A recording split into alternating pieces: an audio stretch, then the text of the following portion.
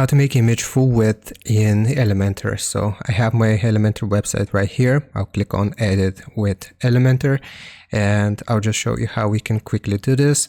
So for example, let's say I want to use this container here. I'm going to select Flexbox just like this and I'll click on the plus sign. Now right here I'll import an image and I'll just choose an image. So for example, let's say I want to do this one. So if we want to make an image full width, I'll just select it here and add it.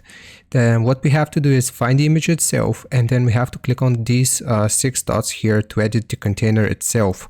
Now after we click on these 6 dots, you will see content width here, and we want to change box to full width, so our full image appears here.